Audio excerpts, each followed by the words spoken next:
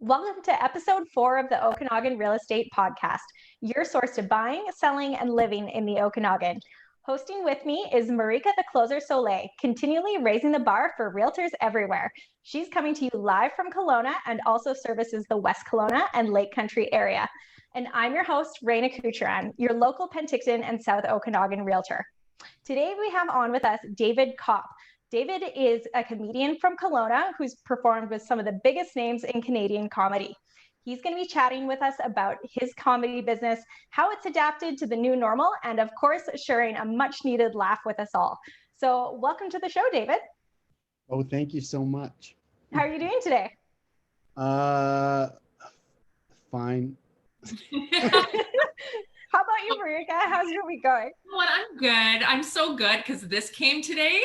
It's my new mic and it was supposed to come like next week. And I've been struggling with the whole setup and using my little mic. So I'm happy this came. I hope to step it up a little bit for the podcast. It's gorgeous. You look like a real professional. I know, right? Because that's exactly what we're going for here. We're trying. David, thanks so much. You know what? We started this podcast and we just want it to be a little bit different. We work real estate all day and it's sort of funny all the time anyways. And I'm really glad that you're on, that you can, share some laughs with us. The reason one of the reasons why I wanted to have David on the show is because he does these cool things and they're called misfortune cookies. And I ordered a whole bunch for my clients and they're super hilarious. So I'm really excited to hear about that and talk about the cookies and share some of those jokes. I love them. They're so great. Well, I'm kind of worried about my clients opening them up. So I know David tamed it down a bit for me. Right? Well, yeah, with it being misfortune, you got to kind of read your audience, right? Well, I figure people are going to have some more sense of humor nowadays and they need a little laugh. So it's going to be funny, these showing up at their doorsteps with some funny jokes inside. I'm glad I could make those for you. They were fun to write. Did you bake the cookies yourself? Oh, yeah. Good for you. So tell us about the cookies. Tell us about how that started.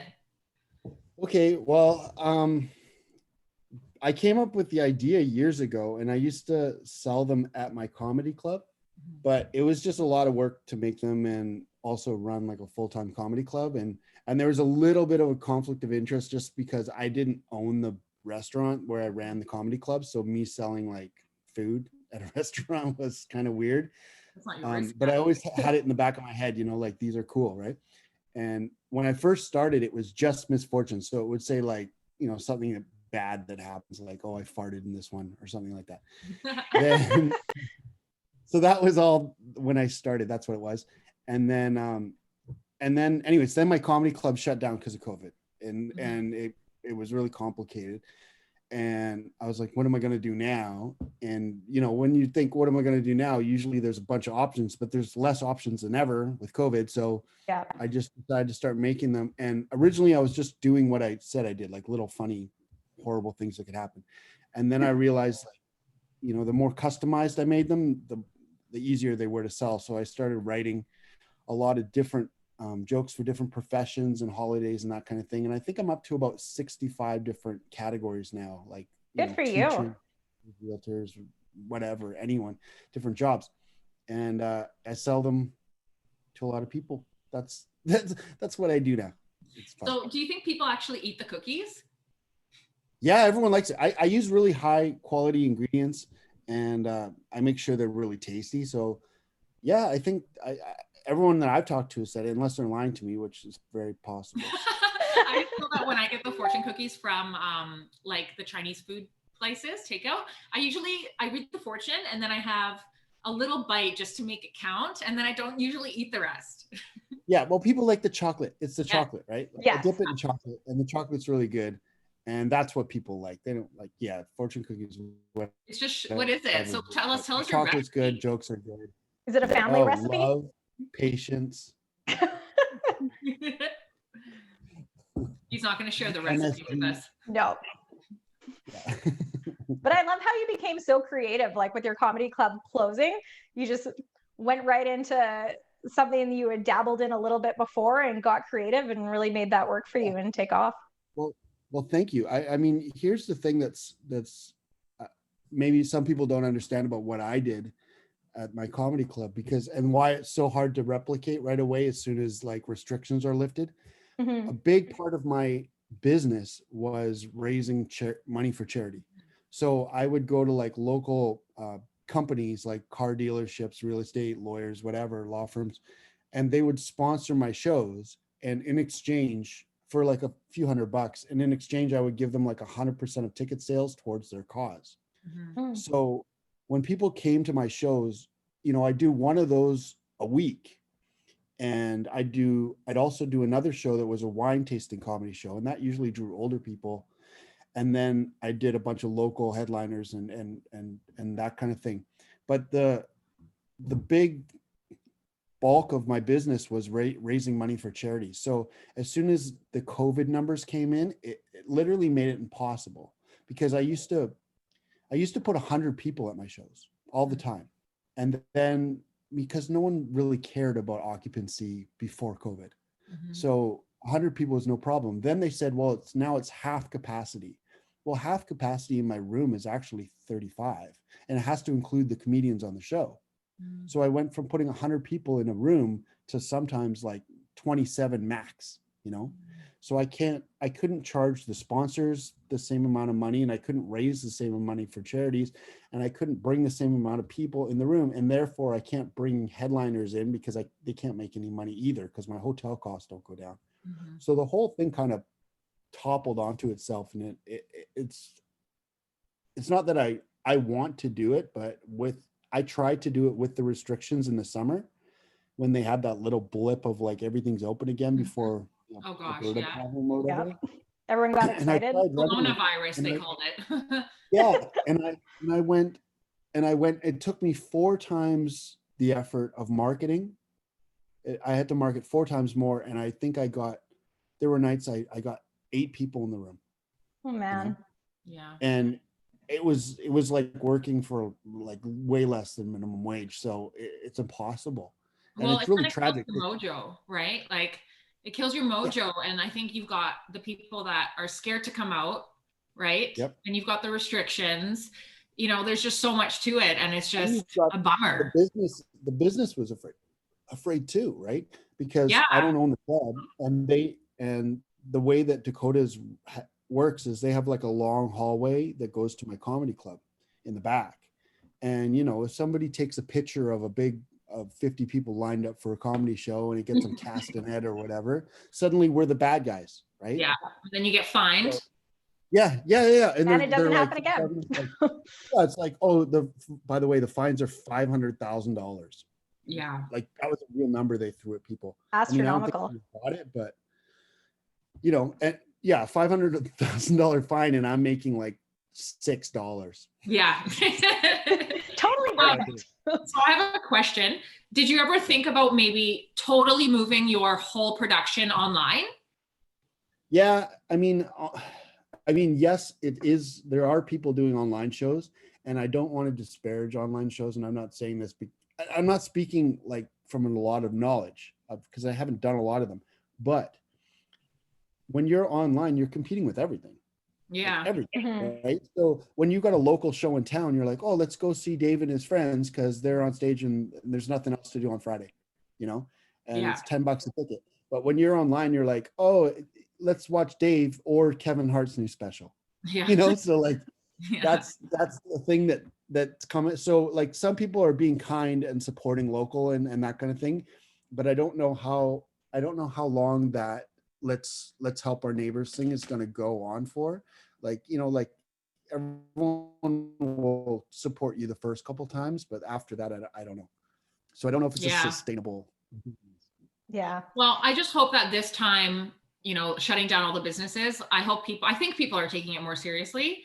And I know when I go out, everyone's masked up, like there's no issues. I really hope this time it sticks and we get over this, because I just want things to be back to normal. I'm kind of over it all. So Yeah, I mean, I think for myself, the difficult thing about it is like the way that the government shuts down things. I get it, like the reason why they're doing it, everyone, you know, fine. but who it affects is it affects everyone so differently, right? And so like people don't understand, like I literally had no job since March. Like this is my full-time job, and I just got married, and my wife is from Chile. Congratulations. Thank you. So she's from Chile, but so she couldn't get a work visa either because they're not processing visas because of COVID. So now there's two of us, but she couldn't get CERB. So now there's just me on CERB.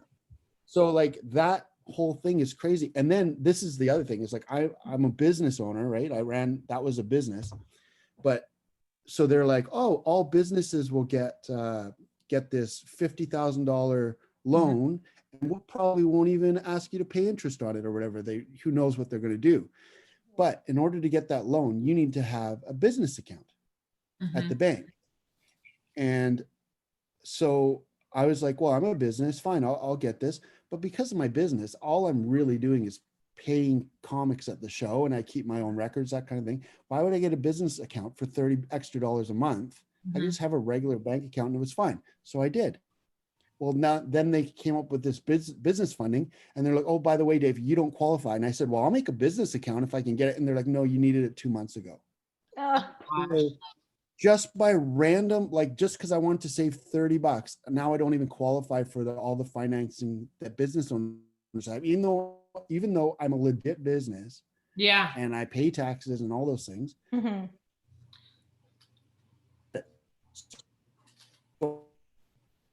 All I got was regular CERB for so I took out of liberation.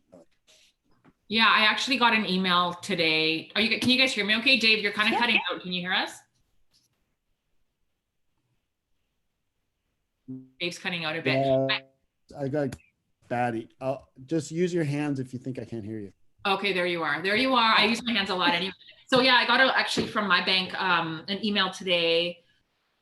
They're extending the business by another $20,000 today, effective today. So there's extra money there for business owners. But I mean, I think it's such a general requirement for all this stuff. You know what I mean? It's so general. It's affected people in so many different ways that I think it's so important that everybody come together and support local, which really is the perfect segue to our 12 days of giving, which is coming up on December 10th. We have pulled together an amazing group of local Okanagan businesses who have come together and are giving back to the community, which is so awesome. And we've got great gifts at a minimum of $100 a day for 12 days. This is running till December 21st. So make sure that you jump on Facebook and follow our event, 12 Days of Giving, and we'll put a link to it in the show notes as well. It's going to be awesome. There's nothing to lose. No, nothing to lose, and it's going to be fun. Can you run down the list of some of the prizes? I know we try to do it every week, but there are lots of prizes. So, okay, this is what I know. Ryan Avery is giving us $250 to save on foods. Like, who doesn't want to win that, right? Yeah. We've got a gift to Black Box Life Foods. Yeah, you know what they're giving us? They're giving us a week worth of food, like a week worth of food. So that's Daryl Reuter, our friend from Royal LePage. We've got photography for your family, like Christmas photography shoots from Montana Ray. Yeah, so those are worth $125 each. We've got a beer calendar, right? The beer calendar, that's from Marty Sims. He works with us at eXp Realty. He's giving that away. Odina, one of the notaries that we work with, is hooking us up with $50 to blends. We've got other stuff too, right? Oh my God. So we've got more. We've got lots more. Megan Shallow from BNL Media Consulting is giving away a consultation for a business owner for their social media. It's worth like $350. So she's giving that away. We've got a whole business theme for small business owners because we thought they would need some help. So we've got Aurora Printing, right? They're giving us $150 towards printing services. Yeah, so we're just giving stuff away for 12 days because we thought we'd be like Ellen, but like local Okanagan sort of. And this will be our first one. And then next year, hopefully it's even better, right? So super excited for it. I want to read out some of these fortune cookies. Can I? Yeah, please. Okay, so I got 100 of them. I'm going to tell you the story. And I put them away. They were beautifully packaged. Okay, this is what they look like. Can you guys see that? Can you see? Like a regular fortune cookie dipped in chocolate. Very beautiful, very luxe. Beautiful. And they're even like a nice rich color. Like they're just gorgeous, right? So I put them away up in my pantry on top, away from the kids, away from everybody. I didn't want anybody to touch them. And one morning I'm like working away and I hear this crash. Okay. So the bag that I got from you, Dave, freaking smashed on the floor.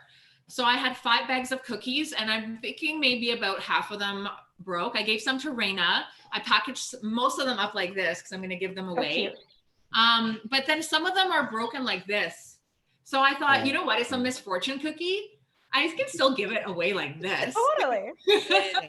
It's broken. Was it the elf on the shelf that like threw them off? Like, how did they fall? Yeah.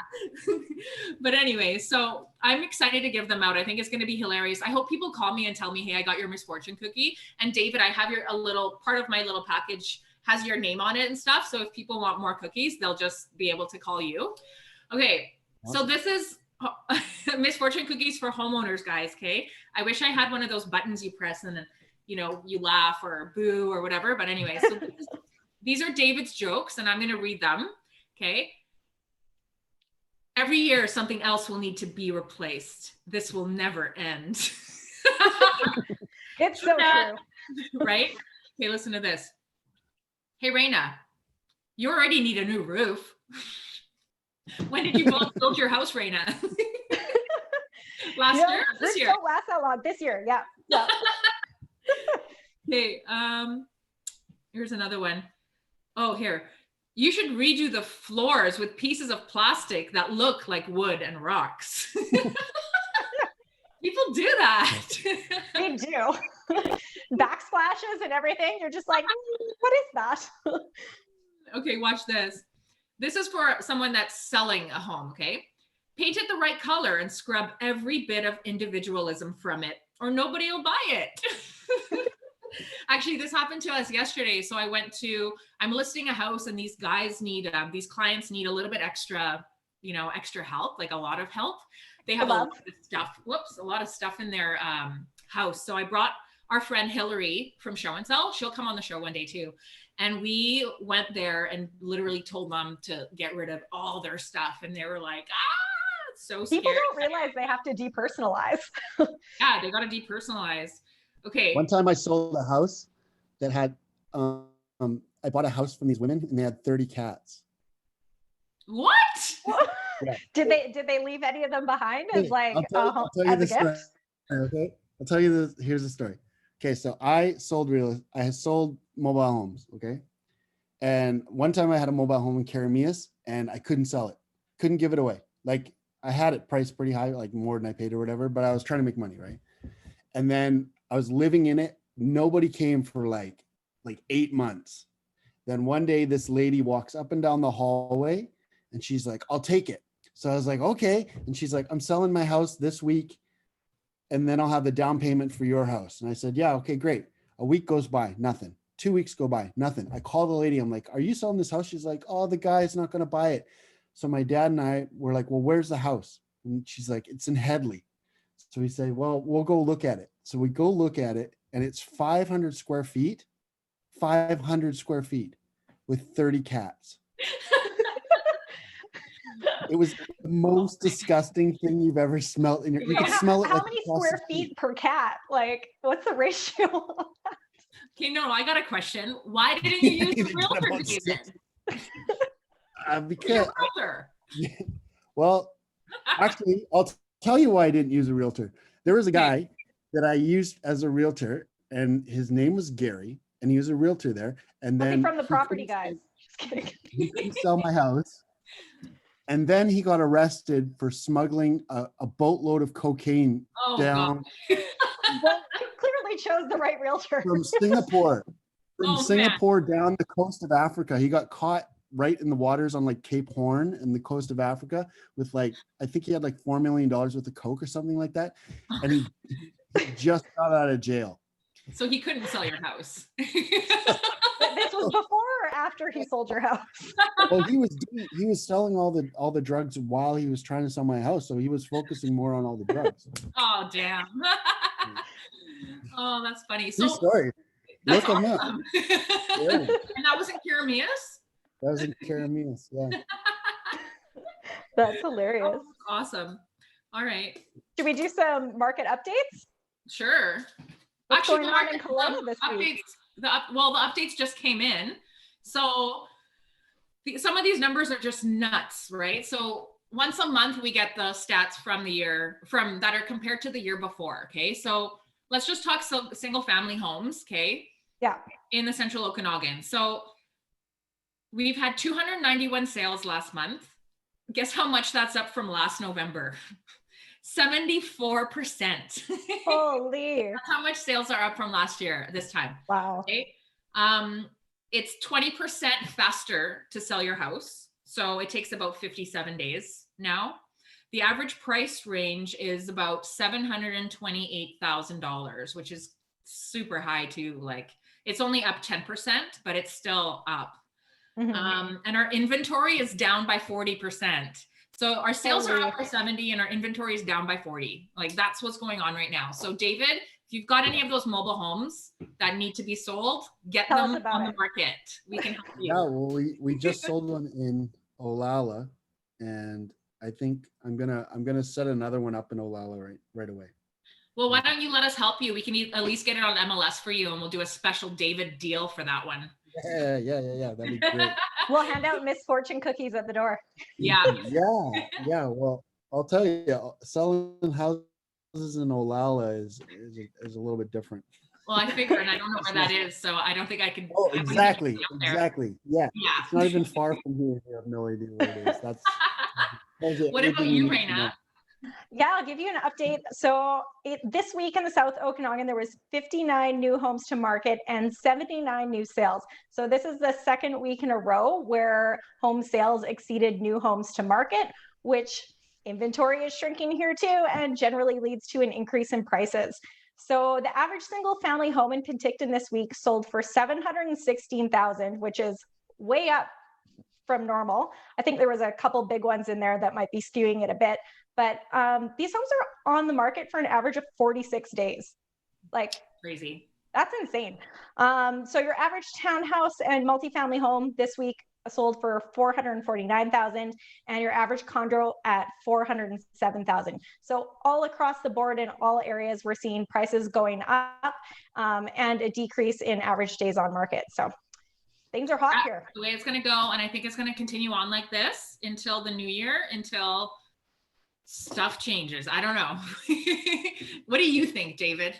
Do you follow, like, real estate's one of those things where you go to a party and the one of three top picks is real estate, right? Like it seems like everyone likes to talk about it. Well, I'll talk freely. Go for it. I was in the real estate market and whatever. My dad was a builder and built a lot of condos back in the day. And I think we have a huge problem in this country with how much houses cost, and also how much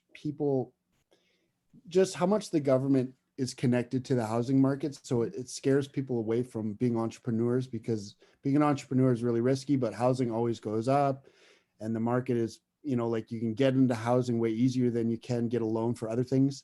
So it really distorts incentives in this country to a point where I think it's being distorted so far that that we lose as a country. I think we lose our competitive edge, because if you have $50,000 to start a company, well, that's nothing. Starting a company with 50 grand is nothing, but 50 grand to buy a house when you can get a first-time homeowner's loan is massive.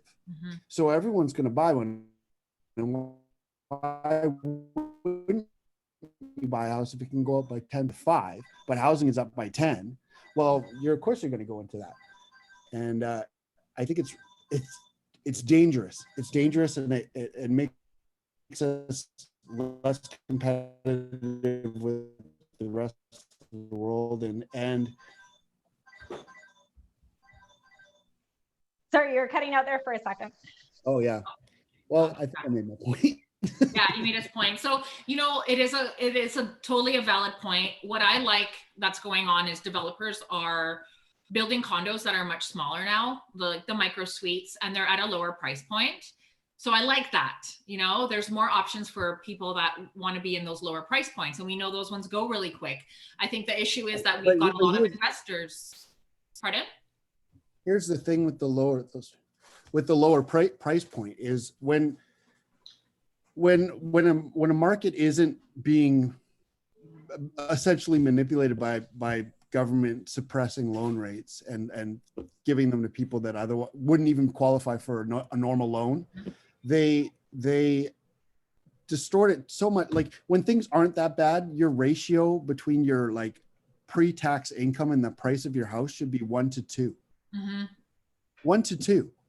Right. So if you say, well, what does the average person in the Okanagan make? Well, they probably make about $60,000 or $70,000. Right. And if the average house is $770,000, well, that's 1 to 10. That's crazy. Yeah. So it's not out a little bit. It's out 10 times. Yeah. And it's just going up. And it's like, and then it's a race of like, oh, you better get one. You better get one. Because if you don't get one, you'll never get one. And so everyone's getting them, but it's absurd. Well, and the other thing that I find absurd about housing, pardon? People are mortgage poor. That's what they pay for to live in their house, and they can't do anything else. And the other thing that's really absurd, and this is something perhaps that's more abstract, is housing itself. I mean, these buildings are so old. If you saw someone driving around in a car from the 50s, you say, oh my God, look at that old car. That's so crazy. But people live in, 60, 70-year-old houses all the time. And no one says, wow, look at this old house. It's because there's no incentive to create new things. There's so many building codes and so many just extra costs and difficulties and blah, blah, blah, that there's so little innovation in housing. I mean, imagine if Tesla or Apple or Google was making houses and every 4 years you got the new house and it was amazing. But instead, people brag about their 150-year-old house like it's a good thing they live in something that's 150 years old. Well, that's because it's probably got some land associated with it, because back in the day, you were able to have larger parcels, right? Yeah. But yeah, I totally get that. Totally get it. It's crazy that these things are so old and they're not getting updated and the market doesn't factor that in. I mean, it's crazy. Well, we think prices are going to continue to go up. So well, it's great for people selling them. I get it, and it's great for people who own them already. But it's very, very difficult for the people who don't. It is very difficult. Absolutely, yeah. Yeah. I remember when I was like a kid in the 80s.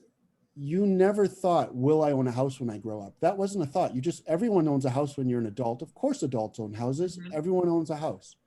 And then it changed somewhere around the year 2000. It changed to only some people get to own houses.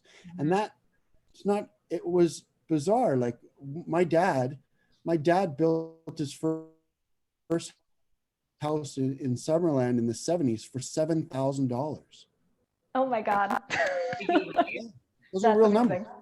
Well, that's what you were saying earlier. When you started flipping houses and being that real estate investor back in the day with your dad, you bought homes for 10 grand.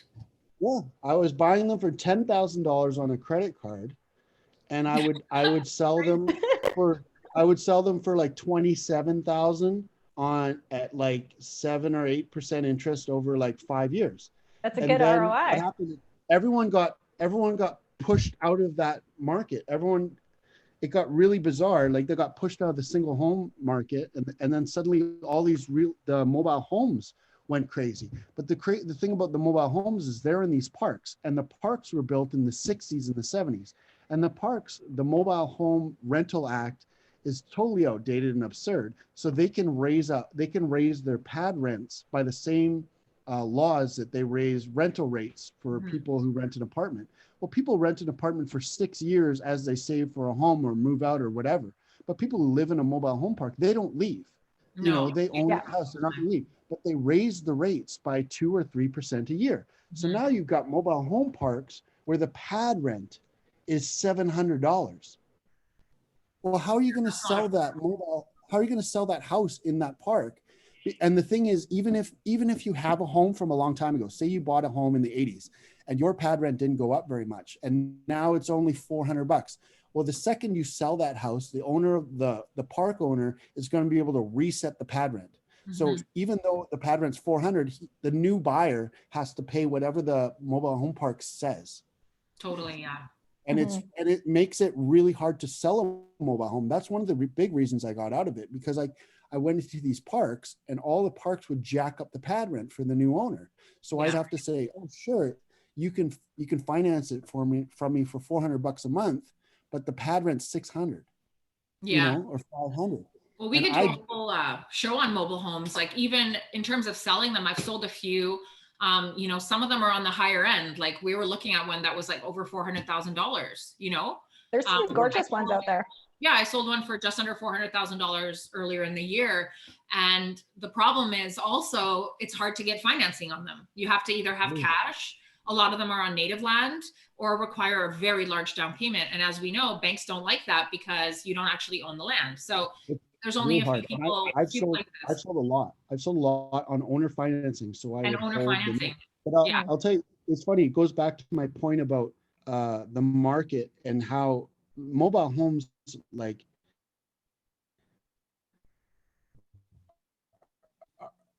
the fact that parks and the fact that the zoning, they won't put in a new mobile home park in Kelowna. They'd never pass it. So there'll never be a new park. So you've got all these old parks.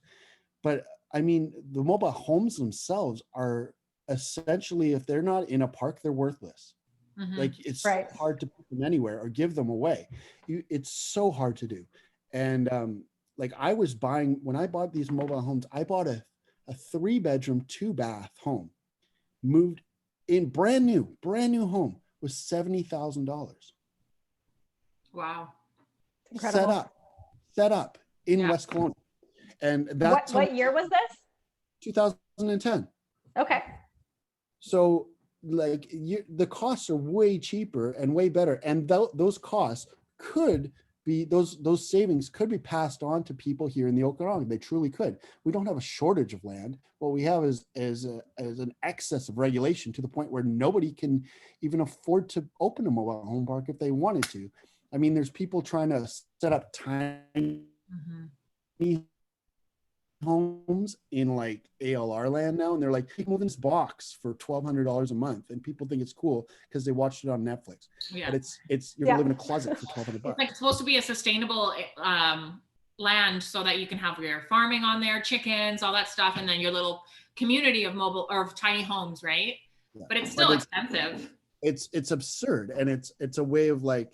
But that's what Canada is, right? It's this rich people at the top who own a bunch of houses, making the rules and not even realizing how they truly affect anybody. And I mean, I've made a bunch of, to be honest, strange choices in my life because I'm a creative person. I've chosen to be a creative person instead of pursuing business or pursuing whatever else.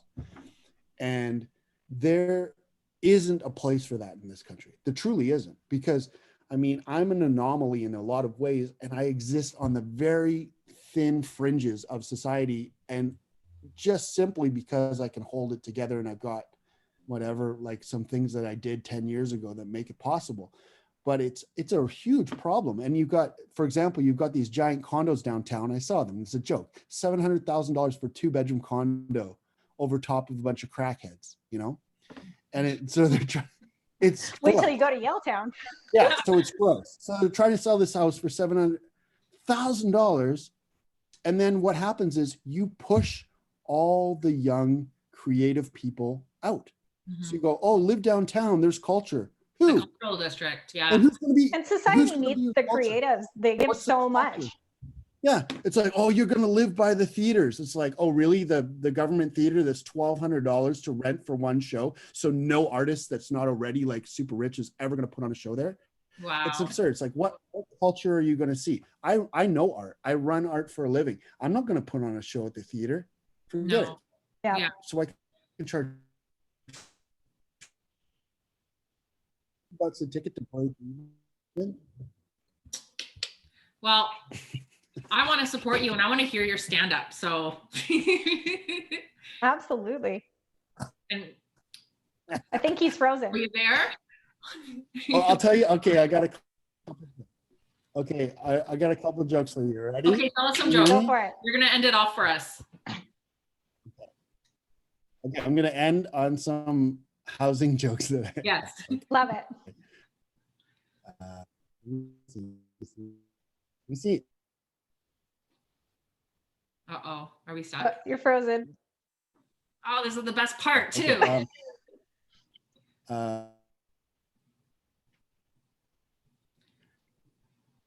in 2020, trafficking is so. I want to live. Oh, I can hear you, but you can't hear me. Oh. No, you're cutting Hey, out. wait. Can you hear me now? Yeah, Yes. we can hear you. What? Oh no. No. What?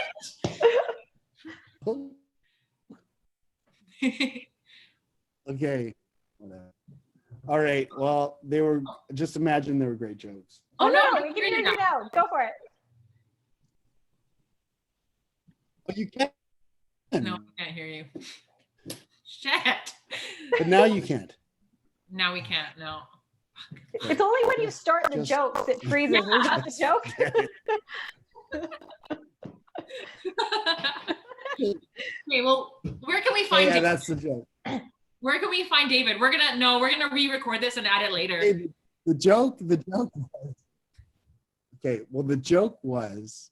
Now you can hear me. I know you can hear me, Yeah. right? The joke was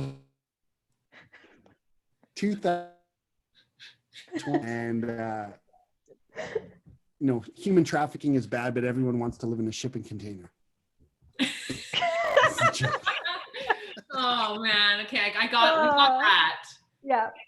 Yeah, I got that. I had one more question. I was gonna ask you what you think about like COVID jokes and masks jokes, and if you do any of that, or if that's just totally bad taste. Well, I wouldn't know because there's no comedy with COVID. So, I guess you're right. Okay, like, so for your misfortune cookies, we can find you where? We'll put your email out. misfortunecookie.ca. Misfortunecookie.ca. Okay, you got that. So we'll put that into the notes after. And when we share our podcast.